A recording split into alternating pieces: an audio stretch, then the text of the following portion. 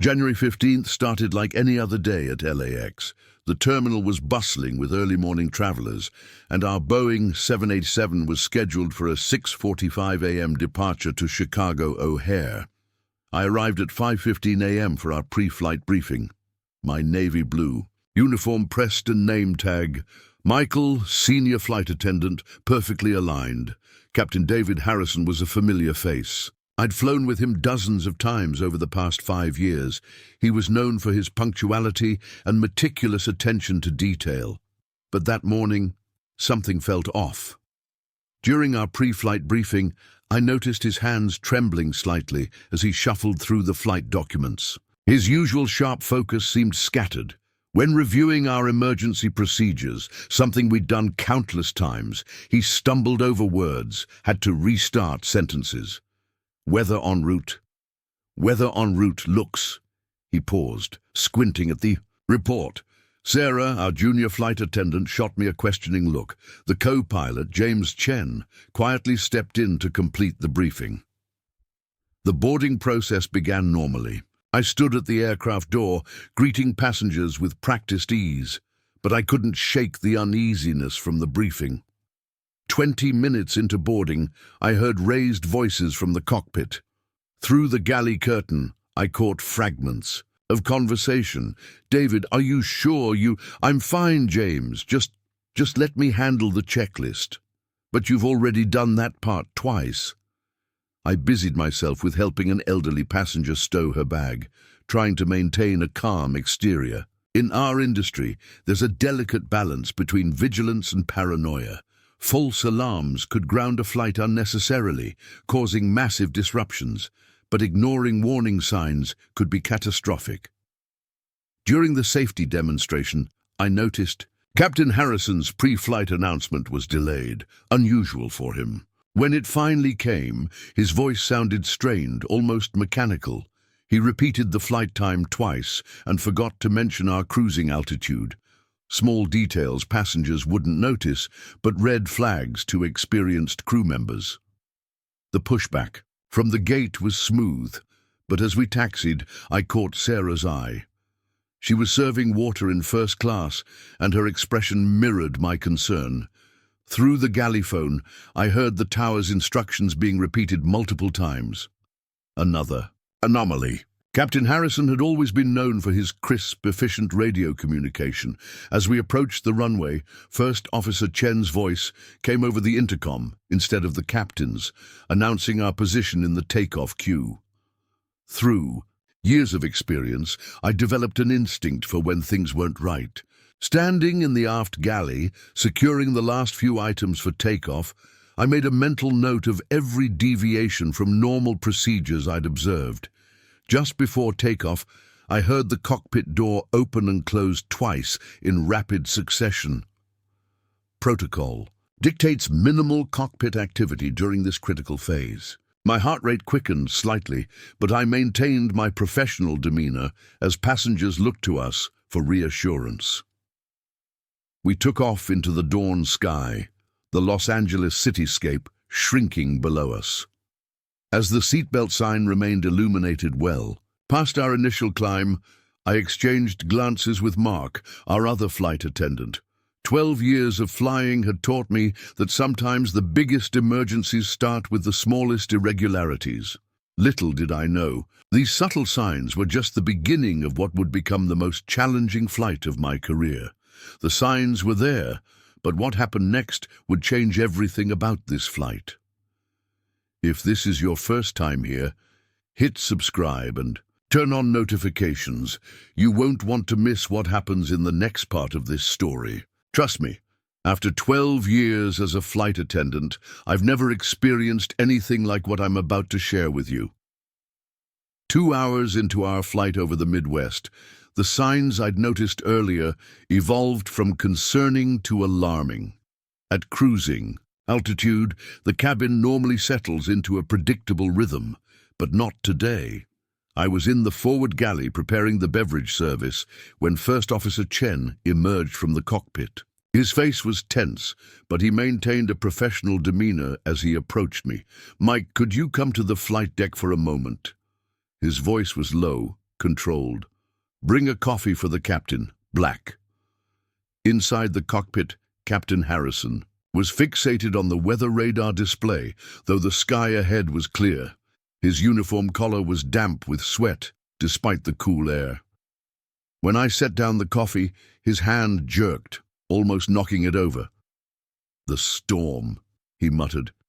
"We need to divert. There's a storm cell." First Officer Chen caught my eye. We both knew there was no significant weather on our route. Through the cockpit window, I could see only scattered clouds below us at 37,000 feet. "David," Chen spoke calmly, "we just got updates from dispatch. Weather's clear to O'Hare." No, look at this." Harrison's fingers traced erratic patterns. "On the radar screen. It's right there, right there." My stomach tightened. In all my years flying with him, I'd never seen Captain Harrison like this. He'd always been the embodiment of composure. Back in the cabin, I briefed the other flight attendants. Sarah's eyes widened, but she maintained her professional demeanor. Mark immediately understood the gravity of the situation. "How are his radio calls?" Mark whispered. "Increasingly confused," I replied. "Chen is handling most of them now. The next hour was a careful ballet of observation and discreet communication. We maintained normal service in the cabin while watching for any signs of deterioration from the flight deck. The passengers remained unaware, though some noticed the frequent cockpit door activity. The breaking point came during our initial descent phase. I was collecting glasses when the aircraft suddenly pitched up, causing several passengers to gasp. The move wasn't dangerous, but it was absolutely unconventional. Chen's voice came over the PA system. "Flight attendants, please prepare for possible turbulence." It was code. We discussed this scenario in training, but rarely had to implement it. I immediately made my way to the forward galley and picked up the interphone. "Flight deck, this is Mike." "Mike," Chen's voice was steady but urgent. "I need you to implement security measure Victor Alpha." My heart raced. Victor Alpha was our protocol for incapacitated crew members. As I hung up the phone, Captain Harrison's voice boomed over the ATC frequency, loud enough to be heard in the forward cabin. "Chicago approach. We need priority landing. There's a massive storm system. I can see it. Why can't anyone else see it?" First Officer Chen's response was immediate and professional. "Chicago approach. Disregard last transmission. American 2547 requests a normal approach sequence." In that moment, looking at the clear winter sky outside, I knew we'd reached the point of no return. The safety of 214 passengers and crew now depended on what we did next. I pulled out my phone and typed a message to our purser in the back. "Prepare. Medical kit. Stage B, emergency initiated." As I watched Chen carefully manage both the aircraft and an increasingly unstable captain, I began mentally reviewing the procedures we'd need to follow. Years of training had prepared us for this, but nothing could fully prepare you for watching your captain unravel at 37,000 feet. The next few minutes would test everything I knew about aviation safety protocols. What happened in those crucial moments? If you're invested in this story, make sure you're subscribed. It helps support the channel and allows me to share more real experiences from the skies. The conclusion of this flight is something I'll never forget, and believe me, neither will you. The next 20 minutes became an exercise in precision and discretion. While passengers scrolled through movies and adjusted their seats for landing, we executed one of aviation's most serious emergency protocols. I stationed Sarah near the first-class cabin lavatory and Mark at the rear.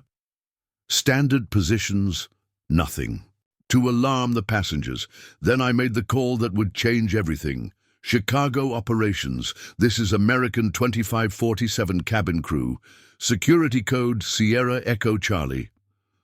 My voice was barely above a whisper in the galley phone. The response was immediate.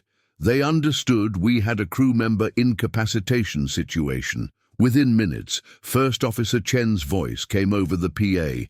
"Ladies and gentlemen, we'll be beginning our descent into Chicago O'Hare shortly. Flight attendants, please prepare for arrival procedure Echo. That was my cue. I picked up the medical kit and approached the cockpit. Inside, Captain Harrison was arguing about phantom weather patterns, while Chen calmly handled both the aircraft and Chicago approach. When I entered, Harrison's eyes were darting between screens, his face flushed.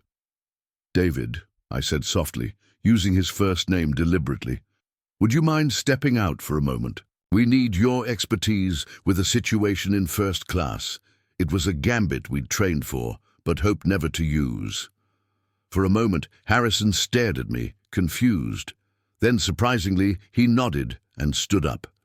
As soon as he cleared the cockpit, our third officer, who had been traveling as a passenger, slipped into the captain's seat. In the forward galley, everything happened in seconds. Two air marshals, who had been briefed during my earlier phone call, appeared beside us. Captain Harrison's confusion turned to realization. "The storm! You don't understand, we have to—" His voice cracked. "Captain," one marshal said firmly, but respectfully, "please come with us to the first-class cabin." What happened next was a testament to years of training. The marshals escorted Harrison to a first-class seat, making it look like a normal interaction to nearby passengers. Our company doctor, contacted through dispatch, had authorized medication, which our onboard medical kit contained. Within minutes, Harrison was seated calmly, though clearly distressed.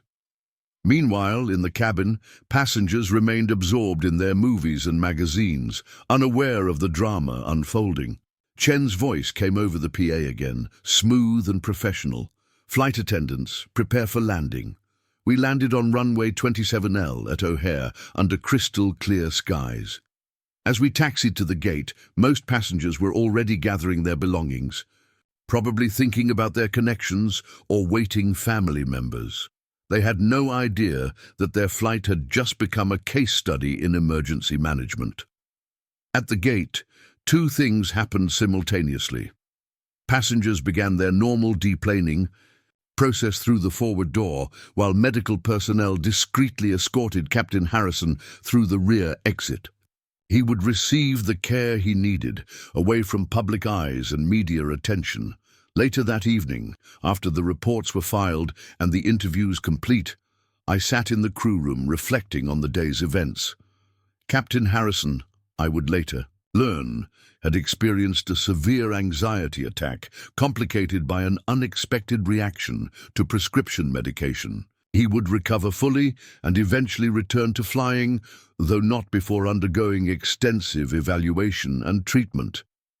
The incident reinforced what every aviation professional knows. Our greatest strengths are preparation, teamwork, and the ability to handle emergencies while maintaining public calm. Sometimes the most crucial emergencies are the ones passengers never know about. As I gathered my belongings to head to my hotel, First Officer Chen stopped by. "You know," he said quietly, "most passengers on today's flight probably think they just had a routine trip from LA to Chicago." I nodded, thinking about how the best crisis management often goes unnoticed. "And that," I replied, "is exactly how it should be. If you made it to the end of this story, thank you, truly. These aren't just tales from the sky. They're moments that leave a mark on everyone involved. And while most passengers had no idea what really unfolded on that flight, you now know what it's like to be behind the curtain when everything is on the line. Now I want to hear from you. What would you have done in our place? Have you ever witnessed something unusual on a flight, a strange moment, a suspicious behavior, or even a situation that made you uneasy? Share your story in the comments below. I read every single one, and you'd be surprised how many incredible stories come from people just like you.